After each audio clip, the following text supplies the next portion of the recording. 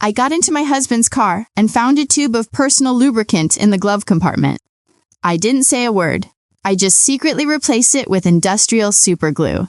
And what happened next forced our neighbors to make an emergency call to the fire department. I'm so glad you're here. If you're watching this video, please like and subscribe to my channel and tell me in the comments where you're listening to my story of revenge from. I want to know how far it's traveled. I sat at the kitchen table, the silence in the house as thick as morning fog. A silence that had become a constant, unwelcome guest. The old clock on the wall, a wedding gift from my late mother, tickled with a relentless, accusatory rhythm. Each beat a painful reminder of a life I was beginning to suspect was a beautiful, meticulously crafted lie. My husband Julian had just returned from one of his countless business dinners. He looked not merely exhausted, but haunted, as if he carried the weight of a secret too heavy to bear. His face was a map of fatigue and guilt, lines etched around his eyes and mouth that had never been there before. He tossed his jacket on the sofa with a weariness that felt performative, loosened his tie as if it were a noose he was desperate to escape, and collapsed onto the bed, the familiar springs groaning under his weight, without even bothering to shower. The faint scent of his expensive cologne hung in the air, but it was mixed with a new alien perfume, a sweet floral perfume that felt like an intrusion, a brazen confession from a life I didn't know he was living. A few minutes later, the gentle hum of his snoring filled the house, a sound that once brought me comfort, but now felt like a mocking lullaby, a lullaby for a fool. I got up, moving with the quiet, practiced grace of a wife of 40 years, and began to tidy up the mess he'd left in the living room. His jacket, his wallet, his cell phone, his old laptop. The phone screen was still on, a new email glowing like a sinister omen. I frowned. Julian never used email. He always said, "Juliet, all this tech stuff is too complicated. I'd rather just make a call." But now, an email. It was right there in plain sight, a digital ghost from a life I didn't know he was leading. Out of a morbid curiosity that felt both wrong and necessary, I opened it. The message was short, a mere handful of words that would shatter my world. "You were incredible tonight, Dad." It was followed by a red heart, a symbol of affection that pierced my own heart with a cold, sharp ache. I froze, as if someone had slapped me. The digital world, a cruel mirror reflecting a truth I was too terrified to see. Dad. The word echoed in my mind. Who was calling him that, and in such an intimate, affectionate tone? I swiped down, my thumb trembling, looking for more clues. But there was nothing. Just a strange email address, a jumble of meaningless characters that offered no answers, only more questions. A shiver ran through me, not from cold, but from a profound, bone-deep fear. It felt like a cold wind coming in through a crack in the door of my life, revealing a secret chamber I never knew existed. I glanced at the bedroom and saw Julian turn over with a sputtering snore, his face still and peaceful, a stark and infuriating contrast to the storm raging inside me. My heart pounded like a thief's, a frantic, guilty beat. I quickly put the phone back, my hand shaking so much I almost dropped it. I continued cleaning up, my movements now mechanical, robotic. I gathered his dirty clothes to take to the laundry. As I checked his pant pockets, I felt a folded piece of paper, crisp and new. It was a receipt from a fancy steakhouse in San Antonio, dated that very night. I frowned. San Antonio. He had told me he was meeting his partners in Dallas. A tiny bitter laugh escaped my lips. Julian hated driving to Dallas. San Antonio, on the other hand, was where his mother had lived before she passed away. He had fond memories there, a fact he had often reminded me of. But who had he had dinner with in San Antonio while lying to me about being in Dallas? The receipt showed a party of two, a bottle of expensive Cabernet Sauvignon, a wine he had bought me for our 10th anniversary, a wine I had never forgotten, and main courses of Filton and pasta. I tried to remember the last time Julian took me to a place like that. Maybe 10 years ago when I opened my first bakery, it was a memory etched in my mind. The flickering candlelight, his proud smile, the way he toasted my success. Now that memory was a lie, a faded photograph in a scrapbook of deceit. I took out my own phone and with a silent, determined resolve, snapped a picture of the receipt and the email. I didn't want to believe it, but a woman's intuition, a wife of 40 years' intuition, is a deep, primal knowing.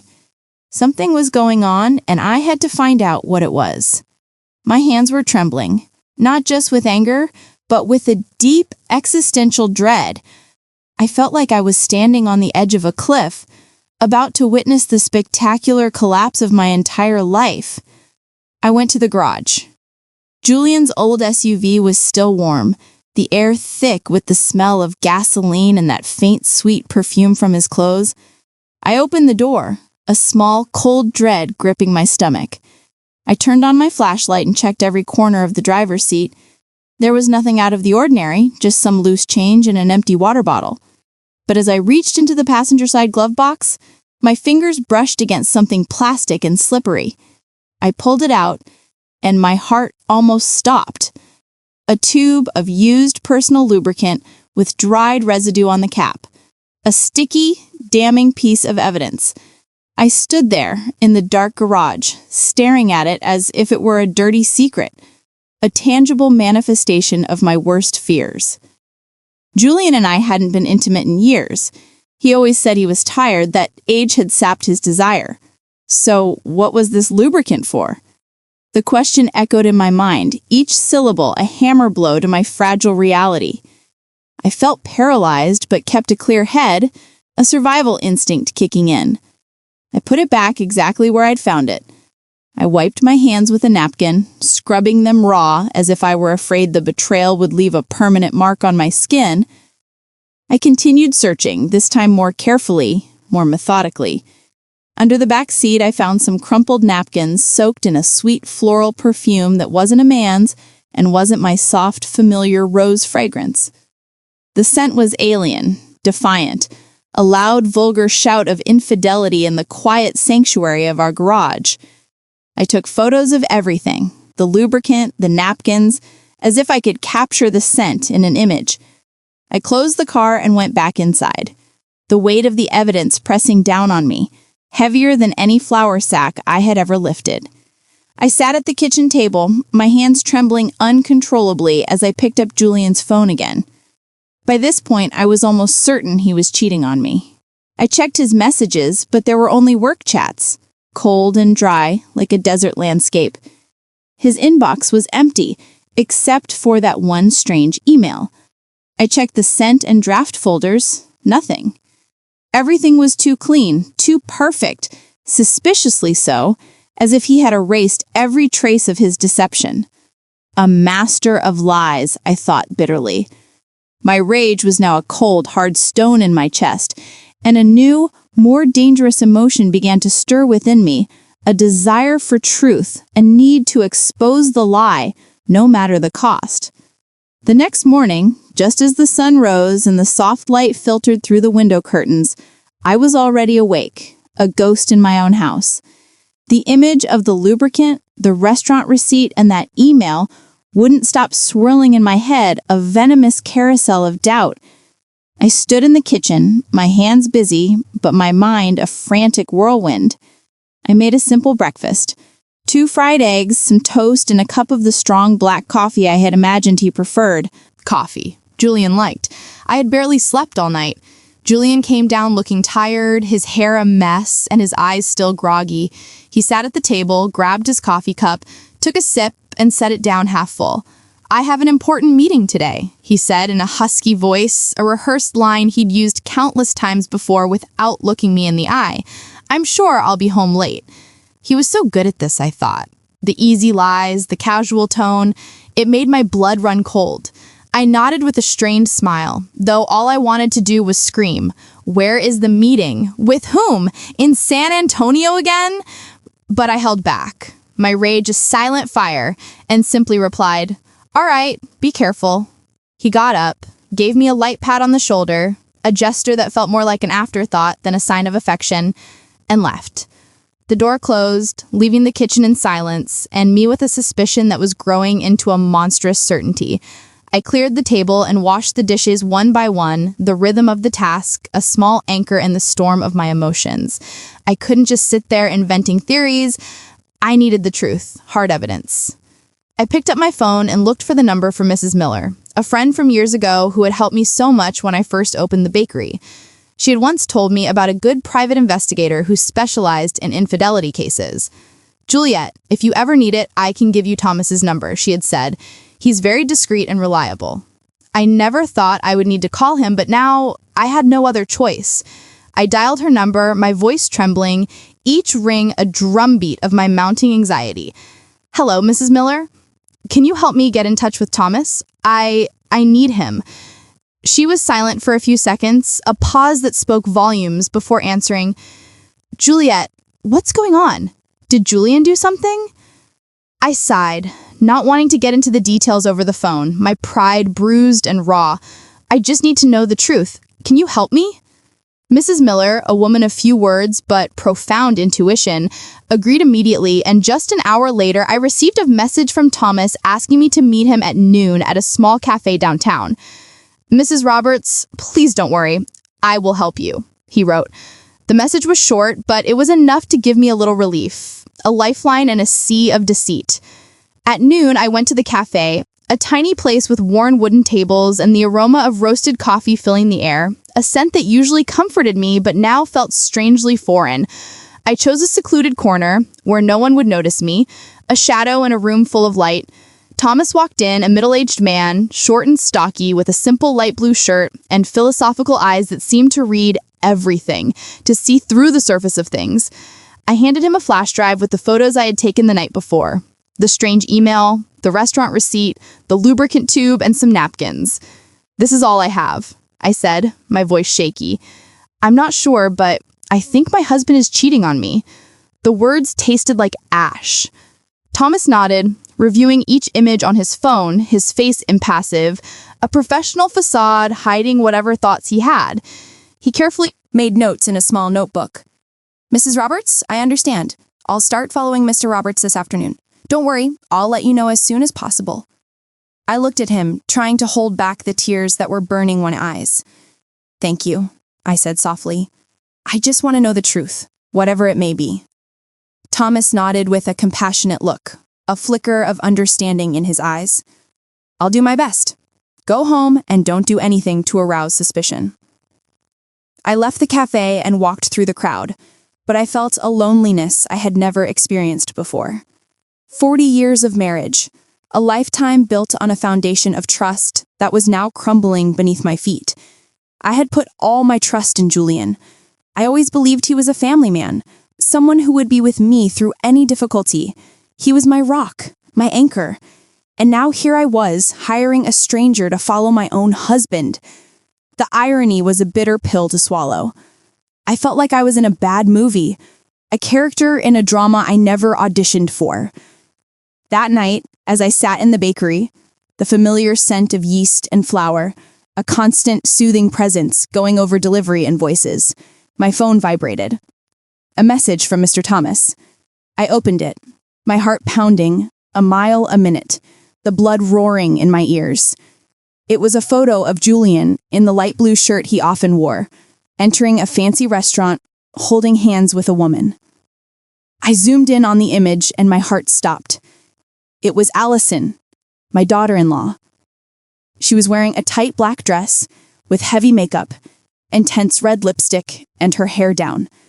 They didn't look like father-in-law and daughter-in-law, but like a couple on a date. Their bodies turned toward each other, a shared secret between them. I sank into my chair, my hand trembling as I held the phone. Allison, how was this possible? At family gatherings, she and Julian always acted distant, barely speaking to each other. I now realize it was a masterful act, a performance for my benefit. Mr. Thomas sent more photos. In one, they were sitting in a secluded corner, the table decorated with candles and flowers. Allison was leaning toward him, smiling, and Julian was toasting her glass with an oddly tender gaze. I saw the photo and felt a crushing pain in my chest. In 40 years, I had never seen him look at me like that, not even when we were young. When I was that girl from San Diego with long hair and a radiant smile, he looked at me that way, a look of genuine adoration, of a love I thought was mine. Now it was hers. In the middle of the night, a video arrived from Mr. Thomas. The clock on the wall read 2 a.m. I put on my headphones, a desperate attempt to keep the secret contained, and pressed play. My hands so shaky I almost dropped the phone. In the video, Allison leaned close to Julian's ear, whispering something that made him laugh loudly, a sound that was a stranger to me. Her voice sounded sweet, her eyes sparkling under the restaurant lights. Then they got up and left, and Julian, ever the gentleman, opened the car door for her as if she were a lady and he were her lover. I replayed the video again and again, a self-inflicted torture. Each time felt like another stab to the heart. Allison, my daughter-in-law? Daughter-in-law, whom I had treated like my own daughter, whom I had taught how to make our family's traditional flan. And Julian, the man I had given my whole life to, with whom I had built a family. What were they doing behind my back, behind Daniel's back? The questions were a tidal wave threatening to drown me. I saved all the photos and the video to a flash drive, making a note of every detail: date, time, place, even the name of the restaurant. My hands worked on autopilot, but my mind was in chaos. I didn't want to believe it. I couldn't believe Julian and Allison were capable of something so low, so cruel. But the evidence was right in front of me, undeniable, a mountain of proof. I stayed in the bakery among trays of sweet pastries that smelled delicious, but I felt like my world was falling apart. I remembered the early days of the business, when Julian would help me carry sacks of flour, when we would laugh together in that little kitchen, our dreams as big as the sky. Now it all seemed like a distant memory, a beautiful lie I had lived for too long. The next morning, I was in the small kitchen of the bakery, holding a list of orders for a large hotel downtown. The smell of flour and vanilla, which always brought me peace, felt empty that day. A hollow comfort. As soon as I finished signing the delivery invoice, my phone vibrated in my apron pocket. I wiped my hands, and my heart sank when I saw it was a message from the detective. Just a short sentence. "Mrs. Roberts, I'm sending you more evidence." I took a deep breath, trying to stay calm, but my hands trembled as I opened the message. A series of photos appeared on the screen. The first showed Julian in his usual gray shirt, leaving a law office near the main plaza. By his side was Allison in a beige office dress, her hair in a high ponytail and huge dark sunglasses that almost covered her face. A pathetic attempt at anonymity. They were walking very close together, not like in-laws, but like a couple, their bodies a testament to their forbidden bond. In the next photo, they were standing in front of a 4-star hotel with gleaming glass doors and a gold sign. I zoomed in, desperately looking for some sign to deny what I was seeing, but there was nothing.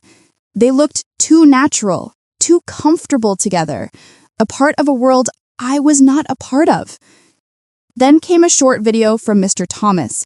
I pressed play and my heart pounded so hard I thought it would burst, a frantic drum against my ribs.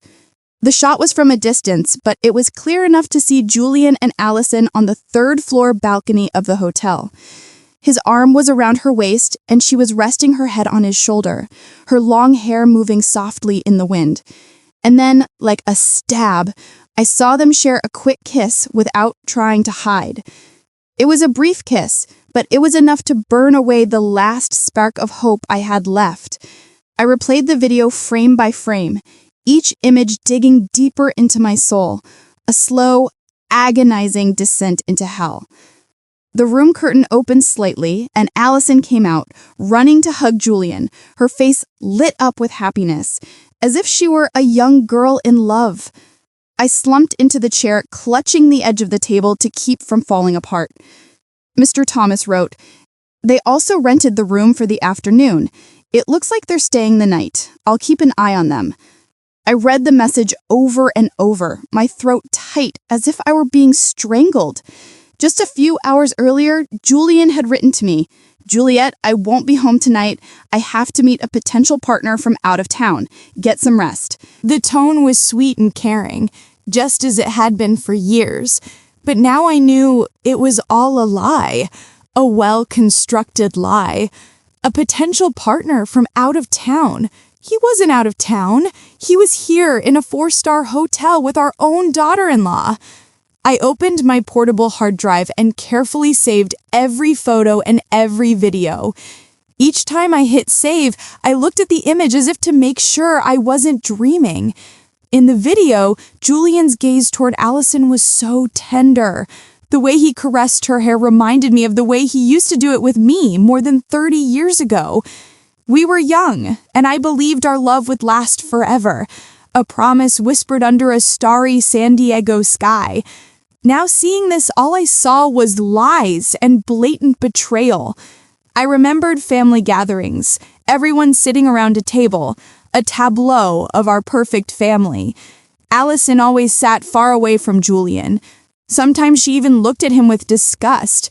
Daniel would joke, "Mom, I think Allison can't stand Dad. She avoids him like the plague." I believed it too.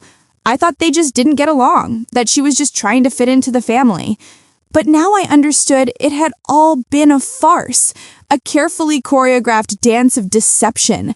They acted too well in front of me, in front of Daniel, in front of the whole neighborhood. I felt like a fool, a blind wife, betrayed by 2 traitors right in front of my eyes. People were going about their lives unaware of what was happening on that hotel balcony, but Mr. Thomas had captured the perfect moment like a silent hunter, a snapshot of my reality.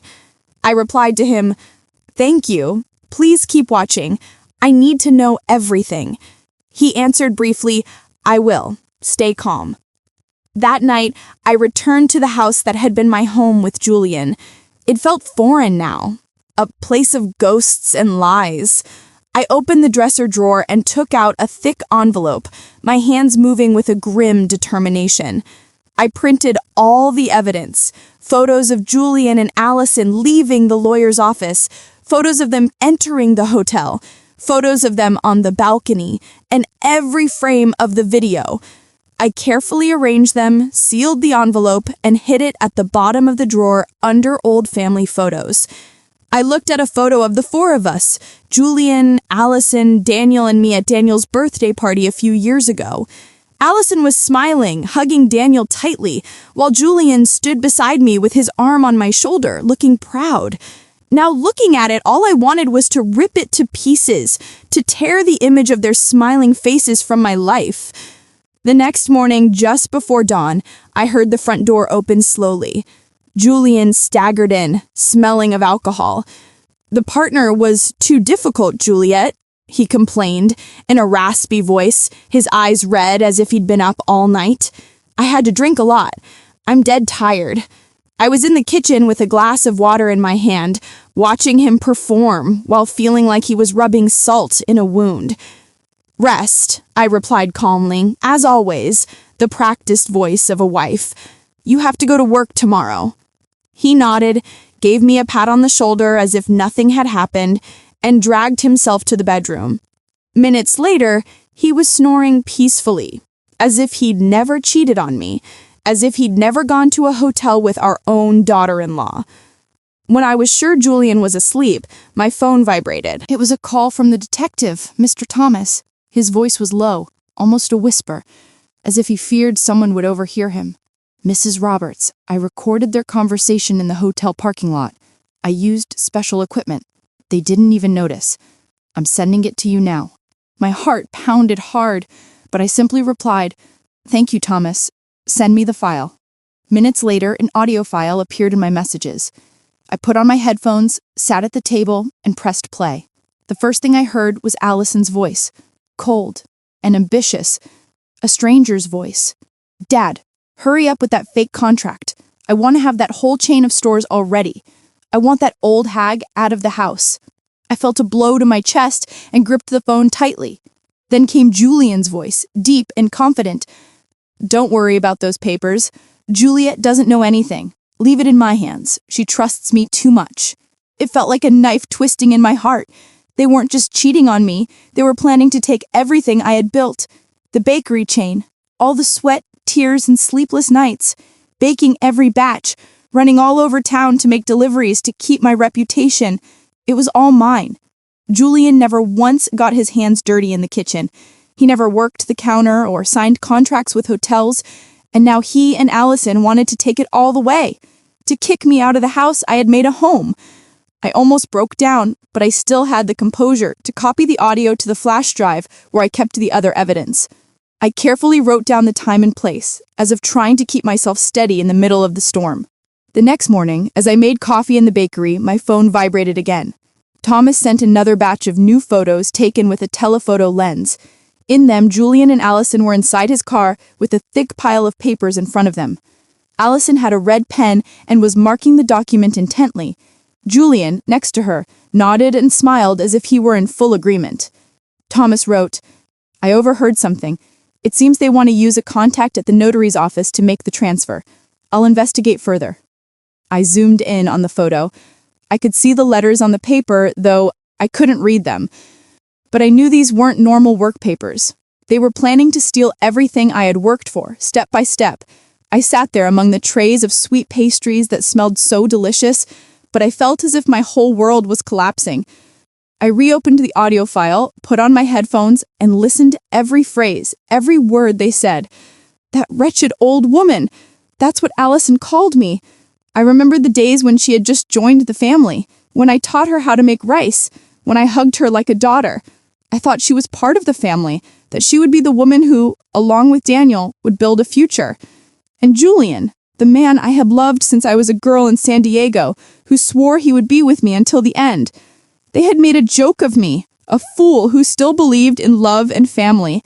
A regular customer came in, Mrs. Peterson, who always bought pastries for her grandchildren. "Juliet, your bakery has been packed lately. Your chain of stores is expanding. I'm so proud of you," she said, her voice warm. I forced a smile and replied, "Thank you. I'm doing my best." But inside, I was a wreck. I wondered what she would think if she knew the truth. Would she see me as a strong woman, or just a fool betrayed by her husband and daughter-in-law? I wrapped Mrs. Peterson's pastries, said goodbye at the door, and sank into my chair, my hands on my head. I wanted to cry, but no tears came. Instead, a silent rage burned inside me, like the fire in an oven, ready to ignite at any moment. That night at dinner, I sat across from Julian in the small kitchen under the yellow light that gave his face a strange, distorted glow. He ate and spoke in a monotone voice, as if nothing were wrong, as if the world wasn't about to end for him. "Julian, I have to sign some important business papers this week. Maybe you should look them over? They're complicated." I picked up a piece of bread and pretended to take a bite, but in my head I could only hear Allison's voice from the recording. "Dad, hurry up and sign the fake contracts." I knew he was testing the waters. He wanted to drag me into his dirty plan. I gave him a dry smile, a facade of a wife who was too tired to argue, and replied, "Yes, I'll look at them later. I'm tired now." He nodded, took a sip of wine, looking at me as if nothing were wrong, but I knew that behind that smile was a man ready to take everything I had built, a predator waiting for the right moment to strike. Julian had a few more glasses of wine. His face turned red, and he started slurring his words about a difficult client he'd seen that day. I nodded as if I were listening, but inside I wanted to scream. "Do you think I'm that stupid?" When he got up, staggering, and went to the bedroom, I cleared the table, my every move slow, containing the anger that was boiling inside me. He threw himself on the bed, snoring loudly, and left his car keys on the nightstand, gleaming under the dim light, a siren's call to my revenge. I stared at them, my heart pounding in my chest. This was my chance, my moment. I entered the bedroom slowly, careful not to make a sound. Every step felt like walking between pain and resolve, between the past and a new, unknown future.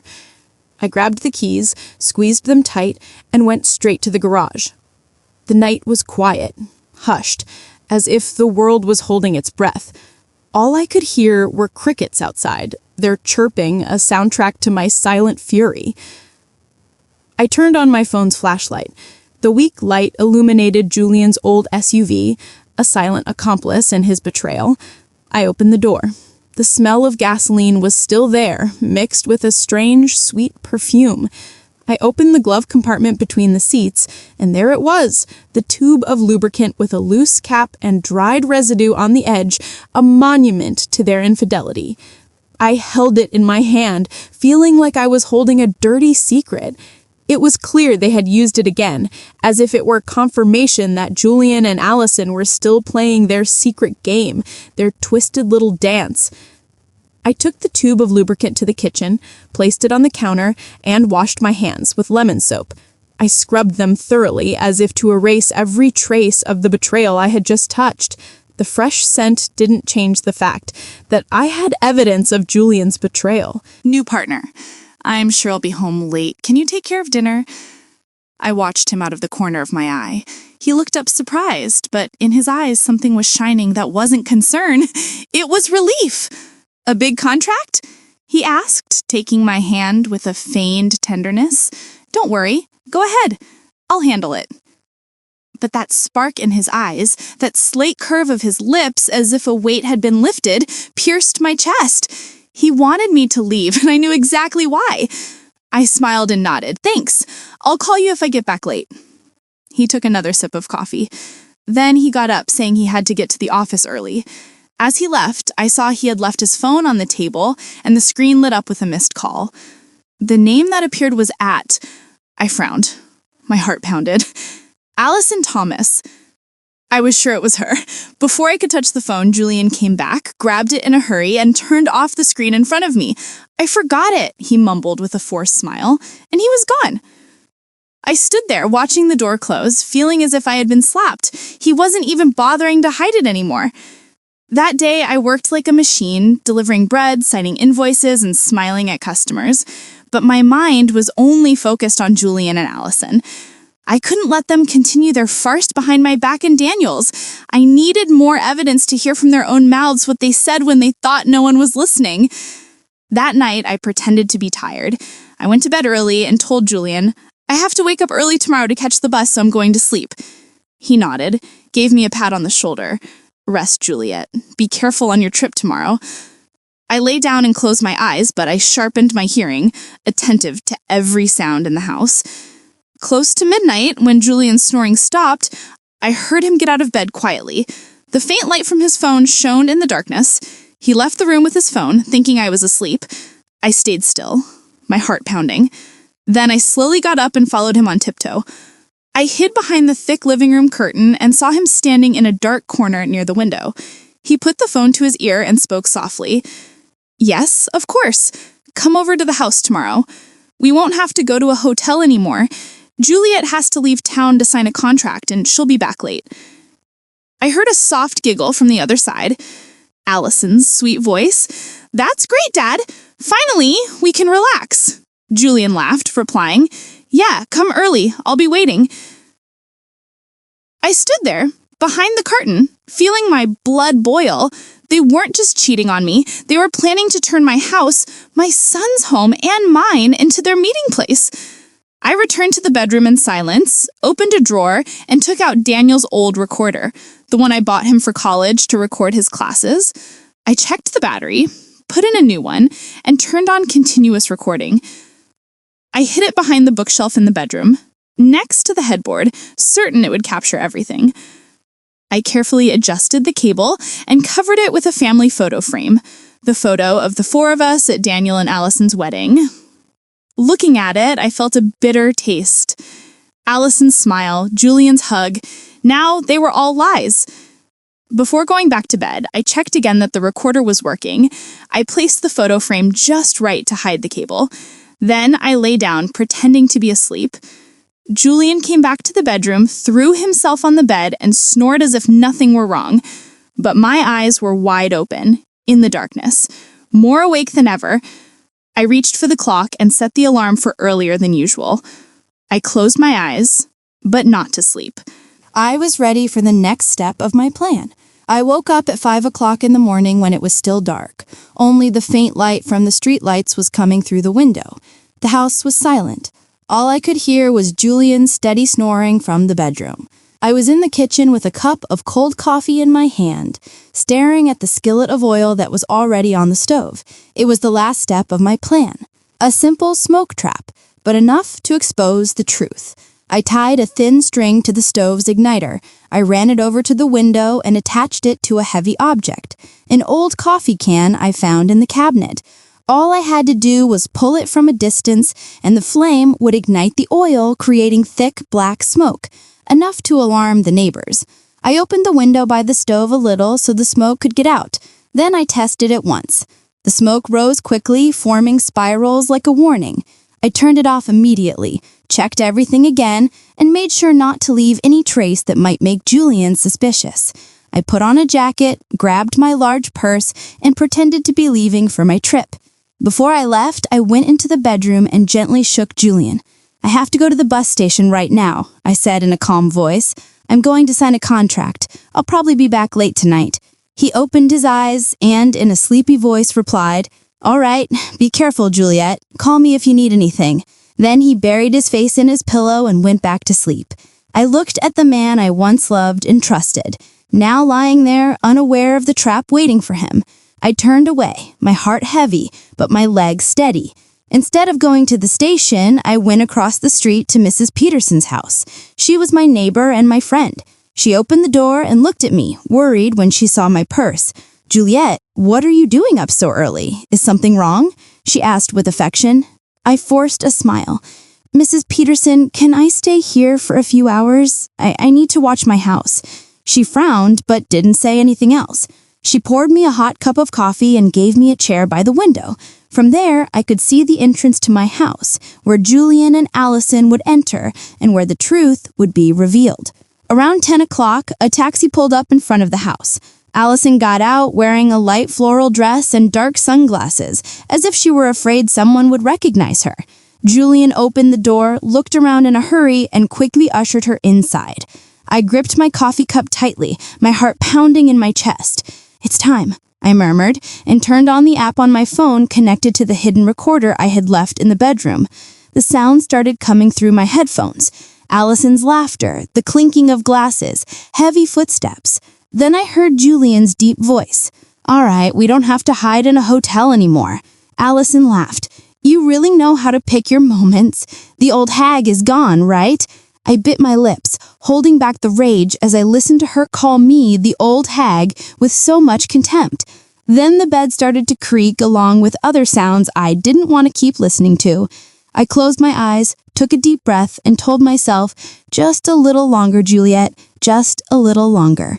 A few minutes later, suddenly Allison screamed, "What the hell is this? We're stuck!" Her voice was filled with panic, almost sobbing. Julian growled, "Shut up! Wait, let me see," smiled. I barely touched my phone and activated the smoke trap remotely. The string pulled hard. The stove ignited. The skillet of oil caught fire. Black smoke billowed out of the kitchen window in thick spirals, spreading outside like an alarm signal. Mrs. Peterson gasped. She looked out the window. "Juliet, your house is on fire."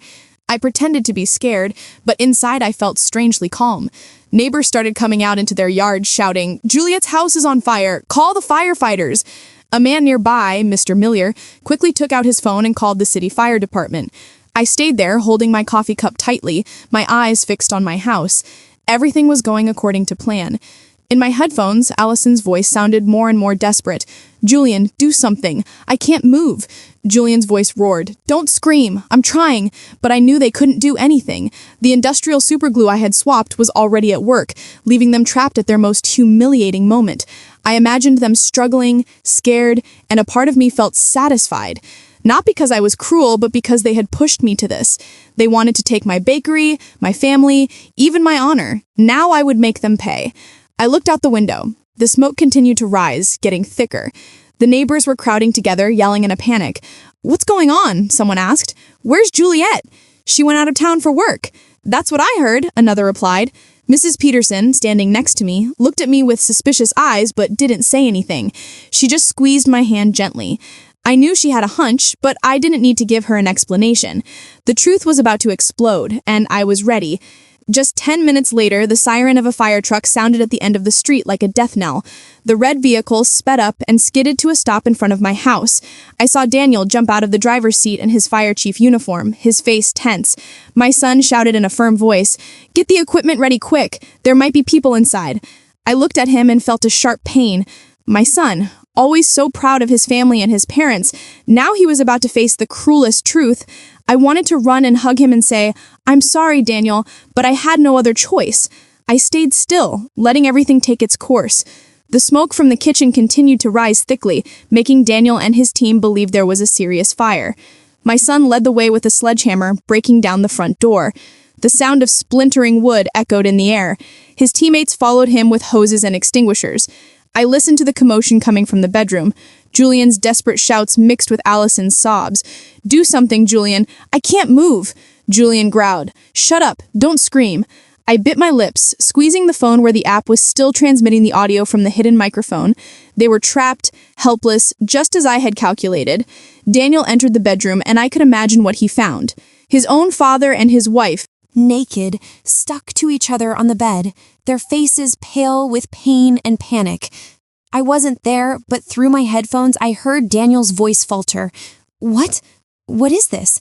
A firefighter behind him murmured in surprise, "Oh my God." Another couldn't hold back and let out a nervous laugh, but Daniel immediately shouted, "Silence!" I knew that cry wasn't just to maintain order, but my son's last attempt to hide his pain. The humiliation was now exposed not just to Daniel but to the entire fire team and the whole neighborhood. A firefighter ran out and told Daniel, "Chief, the smoke is under control. It was just a small oil fire, nothing serious." But Daniel didn't reply. I figured the young man was still in the bedroom, frozen by what he was seeing. The neighbors started to arrive, crowding in front of the door, pointing and whispering. "What's happening?" "It's Julian and his daughter-in-law," a woman shouted, her voice full of amazement. "Oh my God, how could this have happened?" Another chimed in. Mrs. Peterson, standing next to me, took out her phone and silently started recording, moving the camera closer to Julian and Allison, who were writhing in bed, their faces contorted with pain. She looked at me with eyes full of pity and anger. "Juliet, you knew about this, didn't you?" I didn't answer. I just nodded softly without taking my eyes off the window. Daniel came out of the bedroom. I heard the thud of his boots on the hardwood floor. Through the headset, I heard Julian shout in a raspy voice, "Get everyone out of here. Close the door, Daniel." But it was too late. The whole neighborhood was gathered, their faces showing disdain, their whispers sounding like a chorus of shame. Father-in-law and daughter-in-law caught in the act. "Unbelievable," a man exclaimed. "Poor Juliet. How did it come to this?" Another sighed. The firefighters, after a moment of hesitation, had to act. They wrapped sheets around Julian and Allison, trying to cover their stuck-together bodies, and carried them out on stretchers. I could hear Allison's broken sobs mixed with her groans of pain. "Please do something. I can't stand it anymore." Julian just mumbled weakly, "Don't let anyone see us." But the whole neighborhood had already seen. There were looks of revulsion, mocking laughs, and shakes of disappointed heads. They were carried out wrapped in a thin sheet amidst the growing murmurs. What a disgrace. Father-in-law and daughter-in-law. My God, how filthy. The crowd was still gathered at the entrance when the ambulance laughed with its siren blaring. Among the loud voices, I heard bursts of laughter. "What a show," shouted Mr. Miller. I can't believe there are two people so shameless in this world." An old woman shook her head and whispered to the person next to her, "Poor Juliet." I stood among the people, pretending to be surprised as if I had just run there from the bus station. Daniel stood motionless in the yard, his arms hanging, his face pale as a ghost. His teammates avoided looking at him and quietly gathered their tools. I knew that Daniel wasn't just shocked to see his father and his wife stuck together in bed, but by the double betrayal of the two people he loved most. I wanted to run and hug him, to tell him I was sorry for letting him see something like that, but I held back and walked behind Mrs. Peterson, who silently accompanied me to the hospital. We sat in the third-floor hallway waiting, while I maintained the concerned look of a wife who had just found out her house had been on fire. Hours later, a doctor came out, sweat on his forehead. He looked at me and spoke in a low voice. "Mrs. Roberts, we managed to separate them. Fortunately, there was no serious damage. They just need some skin ointment." I nodded, pretending to be relieved, while my fingers discreetly brushed against my purse where I had hidden 2 tubes of thick mustard I had prepared. "Thank you, doctor," I said, my voice trembling to hide my plans. "Can I see them?" He nodded and led me to the nurse's station, where they gave me 2 tubes of ointment. The nurse, a young woman, looked at me with compassion. "Ma'am, this is a very difficult situation. I'm so sorry." I gave a weak smile, and the moment she turned around, I swapped the tubes for the mustard I had in my purse. My hands moved quickly and confidently, as if I had rehearsed it hundreds of times in my head. I entered the hospital room with a tube of mustard in my hand, feigning concern. "Julian, Allison, are you okay?" Allison was in bed, her hair a mess, her eyes red, unable to look at me. Julian, still pale, mumbled, "Juliet, I can explain," but I didn't let him continue. I placed the tube of mustard on the table next to the bed and left. Minutes later, a gut-wrenching scream came from the room. Allison was covering her face, crying, "It burns! My skin is on fire!" Julian was writhing in bed, cursing, "What the hell is this? Who did this?" The entire hallway was in an uproar. Patients and family members came out to look. An old woman whispered to her son, "It's them, the couple from the video this morning on the internet. The father-in-law with the daughter-in-law. What a disgrace!" Another added, "They deserve it." The doctor ran into the room, asking the nurses to clean their skin and apply a neutralizing agent. But the humiliation of Julian and Allison was already public. Impossible to stop. Mrs. Peterson's video of them being carried out on a stretcher had spread throughout the neighborhood and on social media. I was in the hallway, listening to the murmurs, feeling as if the whole world were witnessing the downfall of those 2 traitors. When the crowd dispersed, Daniel entered the room with a thick folder in his hand. I had called him as soon as the ambulance left, asking him to get the envelope with the evidence I had saved in the drawer and the 2 divorce papers I had ready. He handed me the folder, his gaze empty, without saying a word. I opened it, took out the documents, and placed them on the table in front of Julian and Allison. I looked at him directly in the eyes, my voice cold but firm. 40 years of marriage end here. Sign these and then do whatever you want as long as you disappear from my son's life and mine. Allison collapsed, crying, looking at Daniel. "Honey, forgive me. I made a mistake. Please, I beg you, forgive me." But Daniel just looked at her, his gaze as hard as stone, and left without saying a word. Julian tried to grab my hand, his voice trembling. "Juliet, listen to me.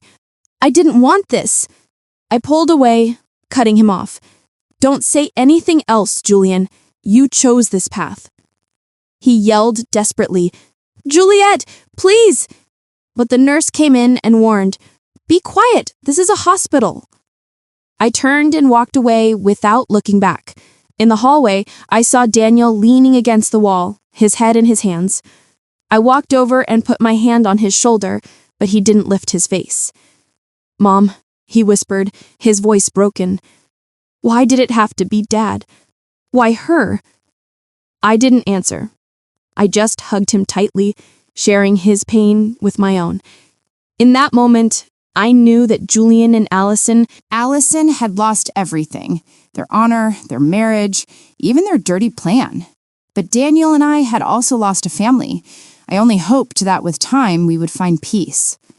A few weeks after the scandal, my bakery was busier than ever. The little bell on the door wouldn't stop ringing. Customers came in and out with smiles and compliments. "Juliet, you are so strong," Mrs. Peterson said, holding a bag of freshly baked flan. "The whole neighborhood is proud of you for how you defended your family business amidst all that filth." I smiled and thanked her. People supported me. They called me a strong woman, but only I knew that strength came from the broken pieces of my heart. Every time I looked at the oven where I had worked with sweat and tears for 40 years, I remembered Julian and Allison, who wanted to take everything from me, but failed. And I'm still here, with my bakery, with Daniel, and with a new life. Daniel moved in with me right after that day. He didn't talk much about what had happened, but I noticed the change. He wasn't the cheerful, always laughing Daniel he used to be. His eyes now looked deep, as if they carried a wound that wouldn't heal. "Mom, I want to stay here for a while," he told me the first night as he came in with his suitcase. "I'm going to help you run the bakery. Talk to clients, whatever you need." I hugged him. I felt the warmth of the son I had raised and just nodded without asking anything. I knew Daniel needed time, and so did I. Every morning we opened the bakery together. I prepared the oven and arranged the trays, and Daniel reviewed invoices and called hotels and restaurants. "Mom, the Grand Hotel wants to increase their sweet pastry order for next week," he called out to me from the cash register, his voice calm, but without its usual brightness. "All right," I replied. "Confirm the order. I'll prepare more dough." These simple moments gave me a peace I hadn't felt in years. There were no more fake looks from Julienne, no more sweet and calculating voice from Allison. It was just Daniel and me taking care of what we still had. Dinners were just the two of us now. We sat face to face in the small kitchen eating simple meals, sometimes rice with beans and chicken, sometimes just bread with coffee. "Mom, can you make me some flan this weekend?" he asked me one night with a faint smile, the first I had seen since the scandal. "All right," I replied, relieved. "But you have to help me stir the caramel."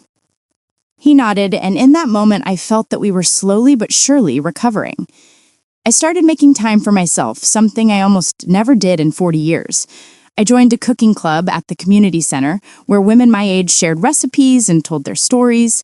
"Juliet, you make the best flan in the neighborhood," a woman told me, laughing, when I brought a tray. I replied, smiling. "It's a little trick I learned back in San Diego." I also started going to church on weekends. I would sit in silence with the light of the stained glass windows on my face and pray, not for Julian or Allison, but for Daniel, for myself, so that we would find the strength to move forward. Sometimes I would go for walks with Mrs. Peterson in the town square, listening to her talk about neighborhood gossip. "You know, Juliet," she would say, her eyes shining, "everyone is still talking about Julian and Allison, but they say you're the one who won."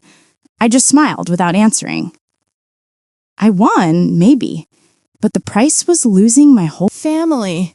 Daniel also started to change. He became less quiet and began telling me about his work as a firefighter. "We put out a fire at the market yesterday," he told me one night as we ate dinner. "It was really dangerous, Mom, but luckily no one got hurt." I listened to him, my heart filled with pride. "Please be careful," I said, my voice trembling. "You're all I have left." Daniel looked at me with tenderness. "Don't worry, Mom. I'll never leave you alone." Those words were like medicine. They gave me back the faith that even though I had lost so much, I still had my son who would always be with me. One afternoon, while the bakery was full of customers, I sat at the cash register, watching the movement in the street. The bell on the door rang nonstop. The smell of sweet bread filled the air.